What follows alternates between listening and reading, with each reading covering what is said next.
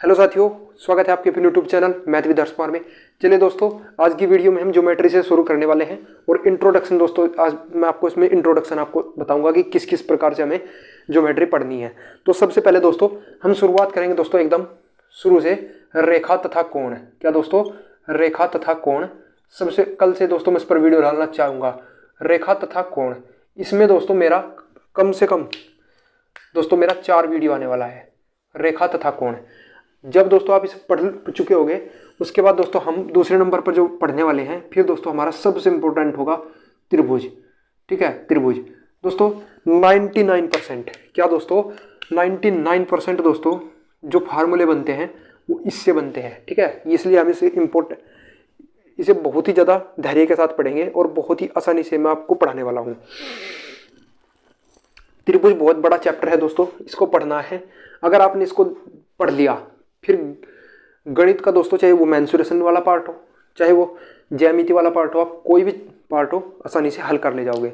उसके बाद दोस्तों हमारा आता है तीसरे नंबर पर वृत्त। वृत्त में भी दोस्तों क्वेश्चन बनते हैं। देखिए, वृत्त को हम दो प्रकार से पढ़ते हैं। कैसे? एक तो दोस्तों हम इस पर मेंसुरेशन वाले में पढ़ते हैं। जैसे मेंसुरेशन में पूछा जाता है इसका क्षेत्रफल ज्ञात कीजिए, इसकी परिधि ज्ञात कीजिए, इसका परिमाप, मतलब जो भी इसका पूछा जाता है। लेकिन यहाँ पर दोस्तों इसमें पूछा जाता है कोण की लंबाई, बोलेगा स्पर्श रेखा की लंबाई, हाँ इसमें बोलेगा कोण समद्वि विभाजक की लंबाई। इस प्रकार से इस पर बोला जाता है। तो ये दोस्तों वृत्त होता है। ठीक है, वृत्त में दोस्तों वृत्त के बाद दोस्तों आपको पढ़ना है चतुर्भुज। क्या दोस्तों? चतुर्भुज। चतुर्भुज चतुर्भुज। इसके बाद दोस्तों आपको पढ़ना है बहुभुज। बहुभुज। तो दोस्तों ये 5 टॉपिक पर हमारा पूरा चलेगा और इस पूरे 5 टॉपिक को बोल दिया जाता है ज्यामिति। और ज्यामिति के दोस्तों अगर जन्मदाता की बात करें, यानी कि पिता की अगर बात करें, हालांकि क्वेश्चन नहीं पूछा जाता, पिता की बात करें दोस्तों, इसके पिता का नाम होता है दोस्तों यूक्लिड। शायद मुझे गलत लिख दिया है, लेकिन इसका होता है यूक्लिड। ठीक है, इसको आइए दोस्तों, कल से दोस्तों मैं रेखा तथा कोण पर वीडियो डालने वाला हूँ। आज तो मैं आपको इसको इंट्रोडक्शन दे देता हूँ कि कैसे मैंने आपको इसे पढ़ाना है, ताकि आपका पता लग जाए। एक बार अगर दोस्तों हमें उसकी विषय सूची पता चल जाए कि भाई हमें कितना पढ़ना है, तो आपके लिए वो पढ़ना बहुत ही आसान हो जाता है। अब दोस्तों मैं डायरेक्ट अगर आपको पढ़ाने लग जाता त्रिभुज, तो चाहे मैं उस पर 50 वीडियो बना लेता, तो आपको यही लगता कि यार पता नहीं वो कंप्लीट हुआ है या नहीं। अब दोस्तों आपको इतना मैंने बता दिया कि भाई मुझे बस इतना ही हमें इस पर पढ़ना होता है, तो आपको एक सिलेबस इसका पता चल गया कि भाई हाँ हमें इतना इसमें पता करना है, इतना हमें पढ़ना है। इसके बाहर इसमें दोस्तों ज्यामिति नहीं होता है। ठीक है, तो अब आप कल से दोस्तों क्या करोगे, आपको क्या करना है, चैनल को सब्सक्राइब कर लेना है और ऑल नोटिफिकेशन का बटन भी दबा लेना है। उससे क्या होगा कि जैसे ही मैं कल वीडियो डालूंगा रेखा तथा कोण का, आपको पता चल जाएगा और आप आसानी से पढ़ लोगे। बहुत ज़्यादा इंपॉर्टेंट है, पढ़ाने की गारंटी मेरी है, पढ़ने की आपकी है और सिखाने की दोस्तों मेरी है। ठीक है, सिखाकर मैं रहूँगा आपको। कोई भी फार्मूला आपका जैसे देखिए बोल दिया जाएगा। चलिए मैं एक बार क्वेश्चन बोल देता हूँ, ध्यान दीजिएगा दोस्तों। ये त्रिभुज है और बोल दिया जाएगा ये इसका कोण समद्वि विभाजक है। ठीक है, ये त्रिभुज, ये भुजा 3 है, ये 5 है, ये 7 है, तो ये बताइए क्या होगी। ऐसे क्वेश्चन आते हैं, ग्रुप डी में एनटीपीसी में भी आते हैं। मुझे तो पता है 3/5 बराबर 7/x, आंसर मार दूंगा डायरेक्ट। 3x + 35, ये हो गया दोस्तों आंसर। x का मान 35/3। लेकिन जो दोस्तों आपने शुरुआत से ही नहीं पढ़ा है, तो भाई ये फार्मूला बना कैसे, कहाँ से आया, क्या मैंने किया, तो इसलिए दोस्तों त्रिभुज पहले मैं आपको पूरा रेखा तथा कोण पढ़ाऊंगा ताकि आपको त्रिभुज समझ में आए। फिर त्रिभुज के बाद दोस्तों वृत्त, क्योंकि वृत्त में त्रिभुज का भी काम होता है और त्रिभुज में दोस्तों रेखा तथा कोण का काम होता है। इस वृत्त में रेखा तथा कोण का काम होता है, इस चतुर्भुज में रेखा तथा कोण का काम होता है। इसलिए हमें दोस्तों 1, 2 नंबर इस प्रकार से पढ़ने वाले हैं। अगर एक भी क्वेश्चन, क्या दोस्तों मैं तो आपको अर्थमेटिक की बात कर रहा था, अब दोस्तों मैं आपको एडवांस मैथ पढ़ा रहा हूँ, इसलिए मैं सोच रहा था एडवांस मैथ। अब एक हफ्ते में 7 दिन होते हैं ना दोस्तों, 4 दिन दोस्तों हम अर्थमेटिक की वीडियो डालेंगे और 3 दिन दोस्तों हम एडवांस मैथ की वीडियो डालने वाले हैं। पहले 3 दिन क्या करेंगे दोस्तों, हम एडवांस मैथ की वीडियो डालेंगे। ठीक है, और उसके बाद हम कोई एक टॉपिक दोस्तों पकड़ लेंगे अपना अर्थमेटिक का। ठीक है, अब दोस्तों ये तो थी, इस प्रकार से हमें इसको पढ़ना है। अब दोस्तों मैं चलिए थोड़ा सा और इंट्रोडक्शन आपको इसको दे देता हूँ कि कैसे कैसे आपको पढ़ना है। जैसे रेखा तथा कोण है, रेखा तथा कोण में आपको क्या पढ़ना है, ध्यान दीजिएगा दोस्तों। सबसे पहले इसमें दोस्तों आपको पढ़ना है संगत कोण क्या होता है, इसका बहुत ज़्यादा इंपॉर्टेंट है। संगत कोण क्या होता है दोस्तों, एकांतर कोण क्या होता है, ये आपको कल से जब मैं पढ़ाऊंगा तभी सिखा पाऊंगा, ठीक है। एकांतर कोण क्या होता है दोस्तों, आसन्न कोण क्या होता है, आसन्न कोण, आसन्न कोण क्या होता है, ठीक है। शीर्षाभिमुख कोण क्या होता है, तो ये कल आप समझ पाओगे शीर्षाभिमुख कोण, क्योंकि आपने कहीं पर दिखाई दिया होगा कि इस त्रिभुज में शीर्षाभिमुख कोण होने की वजह से ये दोनों बराबर हो गए। तो आप समझते हो कि भाई शीर्षाभिमुख कोण क्या होते हैं, तो वो कल से मैं आपकी शुरुआत करूंगा, ठीक है। तो बहुत सारी चीज़ें मैं रेखा तथा कोण में पढ़ने वाले हैं। चलिए एक बार मैं थोड़ा सा आपको बता भी देता हूँ। जैसे दो लाइन अगर पैरेलल हो, क्या दोस्तों, दो लाइन अगर पैरेलल हो यानी कि समानांतर हो, क्या दोस्तों, दो लाइन अगर पैरेलल हो समानांतर हो जाएं, कल से दोस्तों मैं इसको दोबारा भी पढ़ाऊंगा, एक बार थोड़ा सा इंट्रोडक्शन यहाँ पर देख लीजिए। और इसको एक तिर्यक रेखा काट दे, तिर्यक रेखा काट दे, तो ये कोण दोस्तों ध्यान दीजिएगा, ये कोण और ये कोण बराबर होते हैं। देखिए इस वाली लाइन के ऊपरला कोण ये वाला और इस वाली लाइन के ऊपर का कोण ये वाला, दोनों कोण बराबर होते हैं। क्यों? क्योंकि ये संगत है।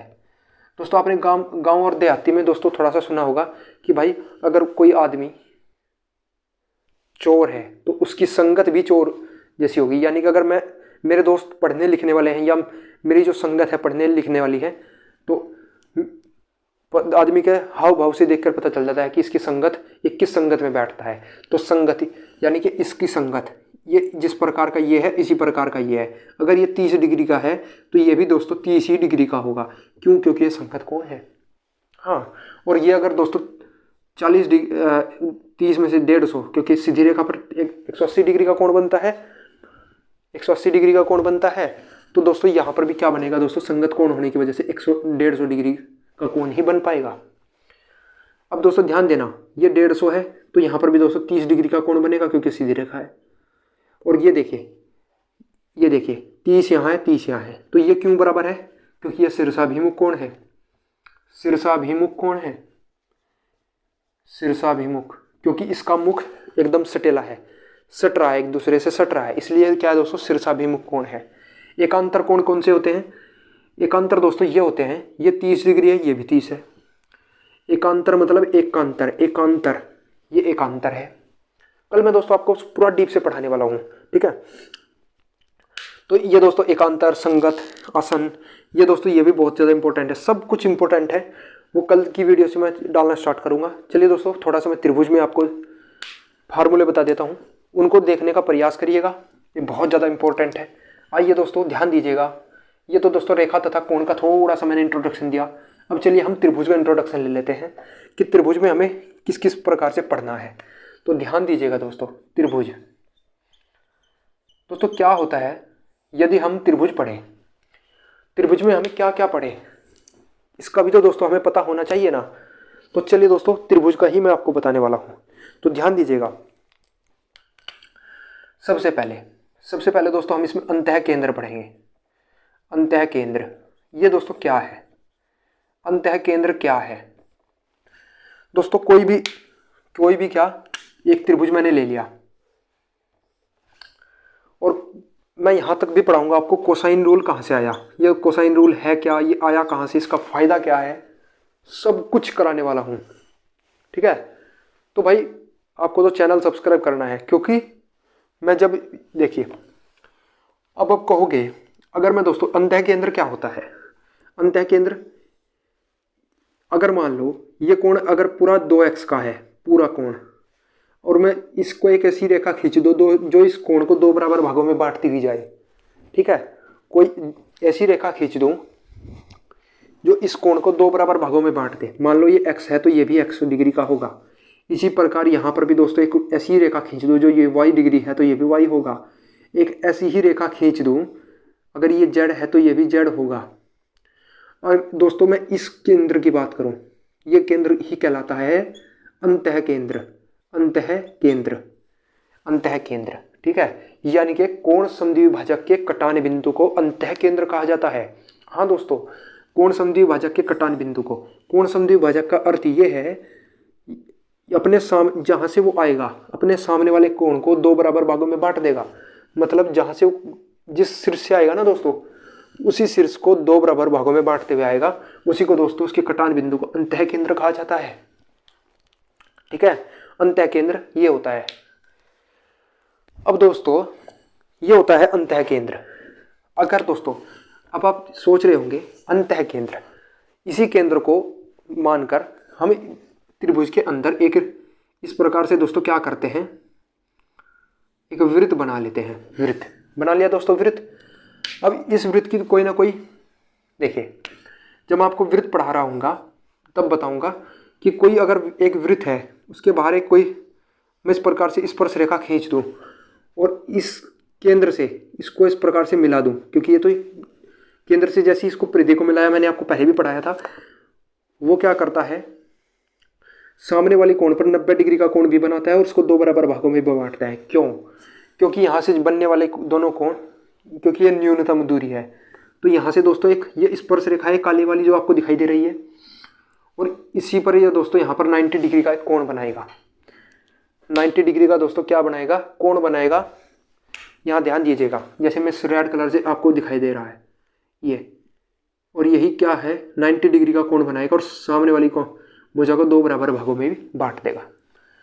ठीक है, अब ये था। ठीक है, तो ध्यान दीजिएगा दोस्तों, इसी को बोला जाता है दोस्तों इस वृत्त की क्या, त्रिज्या। अब आप इसको त्रिज्या ना मान लेना, ये त्रिज्या है। ठीक है, ये आर है।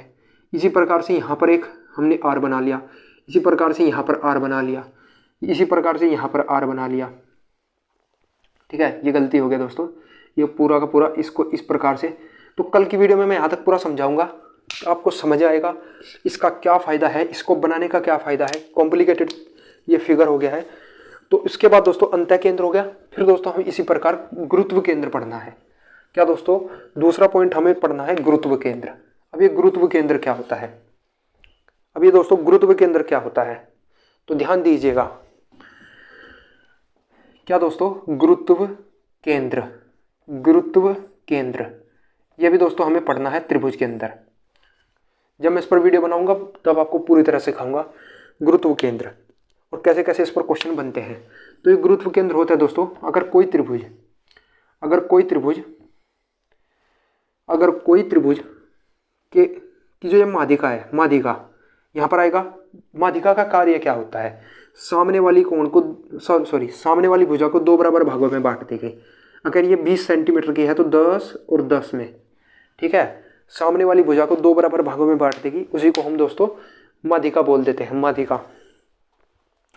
अब माध्यिका है तो एक माध्यिका दोस्तों यहाँ पर भी होगी और एक माध्यिका यहाँ पर भी होगी दोस्तों। ठीक है, और इसी के कटान बिंदु को दोस्तों क्या कहा जाता है, गुरुत्व केंद्र कहा जाता है, जिसको हम जी से डिनोट करते हैं। किससे दोस्तों, जी से डिनोट करते हैं। ठीक है, तो गुरुत्व केंद्र दोस्तों किसका, माध्यिका के कटान बिंदु को गुरुत्व केंद्र कहा जाता है। ये अक्सर पेपर में पूछ लिया जाता है कि अंतः केंद्र क्या होता है, गुरुत्व केंद्र क्या होता है, लंब केंद्र क्या होता है, परिकेंद्र क्या होता है। इसका ज़रूरत आपको निर्देशांक ज्यामिति में भी पड़ेगा, जो मैं आपको पढ़ाऊंगा इससे अगला चैप्टर। तो गुरुत्व केंद्र हो गया। इससे कैसे कैसे आपको क्वेश्चन बन सकते हैं, वो दोस्तों ऐसे बन सकते हैं, बोल देगा इस माध्यिका की लंबाई ज्ञात कीजिए। ठीक है, माध्यिका की लंबाई आपको ज्ञात करने को दे देगा। तो बहुत सारे क्वेश्चन यहाँ पर बनेंगे। ठीक है, उसके बाद दोस्तों आपको बनता है तीसरे नंबर का पॉइंट, लंब केंद्र, जो सामने वाले पर लंब डालता है। लंब केंद्र सामने वाली भुजा पर लंब डाल देगा, लंब के कटान बिंदु को लंब केंद्र। चौथे नंबर का दोस्तों आपको पढ़ना है, इसको इंग्लिश में बोला जाता है ऑर्थो सेंटर, इसको इन सेंटर, इसको ग्रेविटी सेंटर। और ध्यान दीजिएगा, लंब केंद्र हो गया। अब दोस्तों परिकेंद्र, परिकेंद्र। अब दोस्तों चौथे नंबर का जो पॉइंट आपको पढ़ना है, परिकेंद्र। चलिए दोस्तों, आज की वीडियो में इतना ही, और कल से हम शुरुआत करेंगे ज्यामिति की। ये इंट्रोडक्शन था। अगर वीडियो आपको अच्छा लगे, और कल से जैसे मैं वीडियो डालने जाऊंगा सभी फार्मूले आपको याद होंगे, चाहे वो मेंसुरेशन के हों। मेंसुरेशन के जितने भी फार्मूले बनते हैं वो ज्यामिति से बनते हैं, इस बात को नोट कर लेना। आइए दोस्तों, आज की वीडियो में इतना ही, मिलते हैं दोस्तों अगली वीडियो में। तो तब तक के लिए धन्यवाद। जय हिंद, जय भारत।